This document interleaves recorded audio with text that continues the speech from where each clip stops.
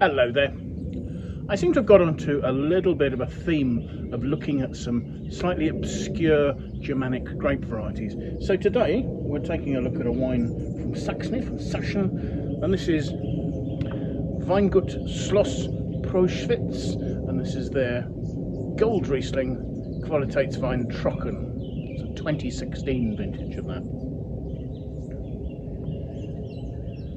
Now, as a producer, Schloss Proschwitz are based in an elegant baroque, they say castle, I'd possibly say chateau in Saxony, simply because it doesn't seem to be fortified. And today it's owned by somebody called Dr. Georg Prinz zur Lippe, and it's claimed that this is the oldest winery in Saxony. Now, the castle here was built between 1701 and 1704, and their vineyards are opposite Meissen's Albrechtsburg castle, which evidently is Germany's oldest castle, and behind that is the cathedral for the town of Meissen. So this is the cradle of winemaking in Saxony, and they believe that winemaking has been going on here for over 850 years. Now, up until the Reformation, of course, these vineyards were owned by the church in the form of the Bishop of Meissen, and evidently most of the communion wine for Saxony was made here. I assume it must have been the bishop's castle, because subsequent to secularization it becomes a privately owned house. And in 1901 it became the property of Dr. Georg Prinz zur Lippe's grandparents when they married, and evidently this is a strand of the family indirectly related to the princes who ruled Saxony up until 1918. And the prince's grandmother is known to have lived here until 1943. Following the Second World War, all the family's property in the Soviet-controlled eastern part of Germany was confiscated. Of course, there was no compensation given or anything like that. Since the fall of the Berlin Wall and the reunification of Germany, Prinz zur Lippe has been working to gradually reacquire the property, and this was something he achieved almost completely in 1996. It's also worth noting that 1996 was the year that Weingut Schloss Proschwitz joined the VDP, the Association of German Wine Growers. So essentially what we have here were originally three wineries. So you have the winery that belonged to the cathedral at Meissen, the winery that belonged to the abbot of Altzela, and the former vineyards of the Holy Cross Monastery on the banks of the river Elbe. So what is Goldriesling then? Surely this is just another name for Riesling.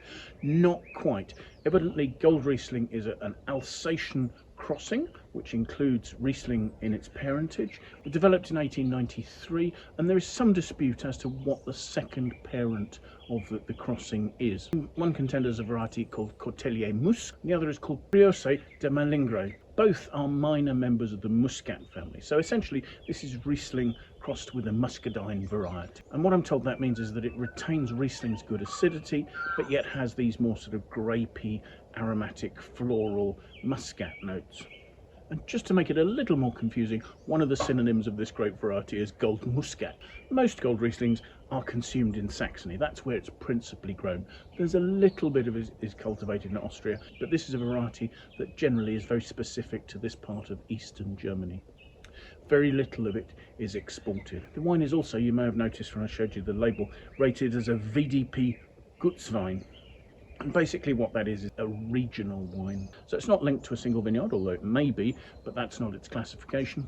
And this is a title for wines made by members of the VDP, this German Wine Growers Association. So really, they're wines at the entry level of the VDP's quality pyramid. The winery claims its viticulture is all sustainable. They use only minimal fertilizers and pesticides and believe in promoting biodiversity. There is a focus on reducing yields to try and enhance concentration. And this is all promoted by the unique microclimate that they have here in the Elbe. It's a region with long sunshine hours, but with the influence of the river helping to moderate the climate. The soils here are a combination of red iron-rich granite and wind-blown loess. So they're beautifully free draining and ideal to reduce vigour.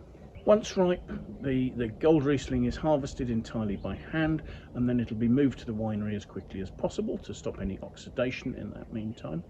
At the winery it's destemmed, it's crushed, it's gently pressed, and the wine goes into stainless steel tanks for a long, cool, temperature-controlled fermentation to try and retain as many of the aromas as possible.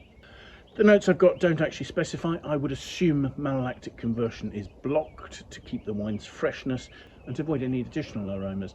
overlaying the variety's natural aromatic. The wine's then aged on lees for several months before it's finally drawn off and bottled. So let's see what we make of it, shall we? Looking at this, it's a 2016, so it's got a decent amount of colour there. I mean, considering it's a 9-year-old wine, the medium to full depth of yellow colour, although there do seem to be some slight greenish hints there still. Looking at it, the wine is labelled as having 11.5% alcohol, and it's really not trying to throw any tears there as I swirl the wine. So let's see what we make of the aromas, shall we?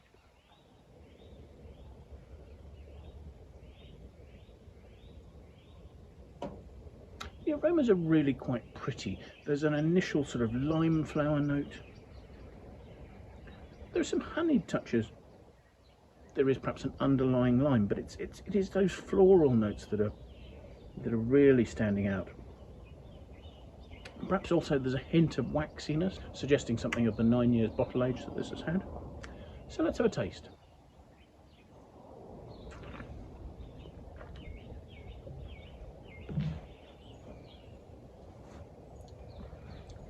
Now that's light-bodied and crisp, but there is a lovely roundness. The wine's age is making sure everything's quite harmonious. So you've got a combination of slight honeyed notes, waxiness, limes, all giving a relatively juicy, rounded mid-palate. The alcohol's in balance, that doesn't seem hot. There's a clean, fresh citric acidity with sort of mineral notes more towards the finish there. It's giving it some preciseness, it's giving it some length. The wine hasn't got great complexity, but perhaps it's got a little bit more body than I initially gave it credit for. I'm starting to see a little bit of those sort of leesy, rounded, slightly dairy notes, and the flavours are lasting really well. I'd still say the wine is fairly straightforward, but it's a well-made wine that certainly hasn't suffered from a little bit of age. I took a look at the winesearcher aggregated critic score for this wine, and there isn't a score just for the 2016 vintage. However, across the board there are a few scores, and this ends up with an aggregated score of 87. I would perhaps suggest that's a little unfair. Maybe it's worth an 88 or an 89. It's not a hugely complex fine wine, but it's a very good example of this style of regional wine. I very much enjoyed it. It's been quite a pleasant surprise. I'll leave in the notes below a link to the winesearcher webpage for this wine, and you can look across the vintages and you can see what's available and if it's available near you. I think you'll find it's a reasonably priced wine for its quality level. So thank you so much for joining me. I do hope you found this tasting of interest. If you have, do please press the like button, that would be great. If you have any friends you think might like to find out more about Goldriesling, do please feel free to pass the video on to them. We'd really appreciate your endorsement in that way.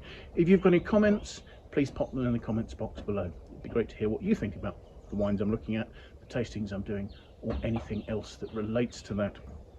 So thank you once again for joining me, and I do hope you'll take some time and come and join me for another tasting in the very near future. Until then, bye for now.